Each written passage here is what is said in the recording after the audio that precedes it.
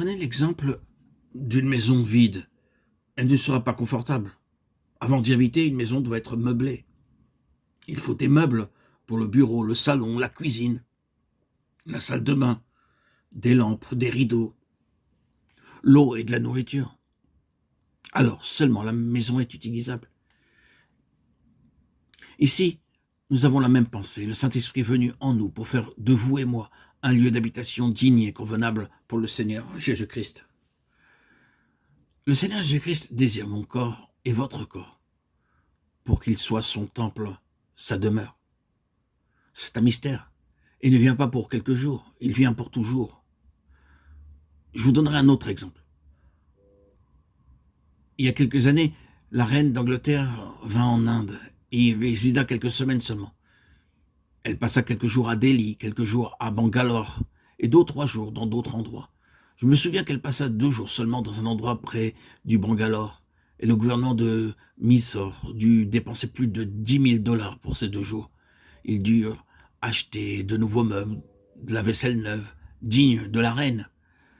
Comment aurait-il pu utiliser de vieilles choses pour la reine? Maintenant, si la reine d'Angleterre a dû être logée ainsi, qu'en sera-t-il du roi des rois? Nous voyons dans l'Apocalypse 19:16 qu'il est appelé le roi des rois et le seigneur des seigneurs. Il avait sur son vêtement et sur sa cuisse un nom écrit, roi des rois et seigneur des seigneurs. Il est digne de recevoir le meilleur accueil. Que manifestera en son temps le bienheureux et seul souverain, le roi des rois et le seigneur des seigneurs? 1 Timothée 6,15. Il y a beaucoup de noms donnés au Seigneur Jésus-Christ dans la Bible. L'un de ceux-ci est roi des rois et seigneur des seigneurs. Et tous genoux fléchiront devant lui, selon Philippiens 2,10.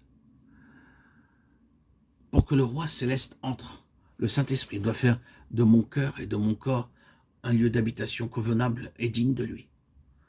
En d'autres termes, le Saint-Esprit apportera en nous les vertus du Seigneur Jésus-Christ. Nous chantons que la beauté de Jésus soit vue en moi. Cela très peu le vivent. C'est la stricte vérité. Si vous permettez au Saint-Esprit de vous posséder, les autres peuvent voir le bien qu'il a fait en vous. Lorsqu'un enfant naît dans une famille, les voisins viennent voir l'enfant. Quelques-uns disent « Oh, le bébé ressemble à sa mère ». D'autres disent « Non, non, il ressemble au père ». Les deux ont raison. Le nez est celui du père et les joues celles de la mère. Les yeux peuvent être ceux du père et les joues celles de la mère. Les deux ont raison. Alors, que le bébé prend de l'âge, vous pouvez voir qu'il ressemble aux parents. Il en est de même lorsque nous permettons au Saint-Esprit de nous posséder entièrement. Les autres peuvent voir en nous son amour, sa pureté, sa gloire, sa beauté, sa tendresse, sa gentillesse. Et ils rendent ce témoignage de nous. Oh, il doit être chrétien.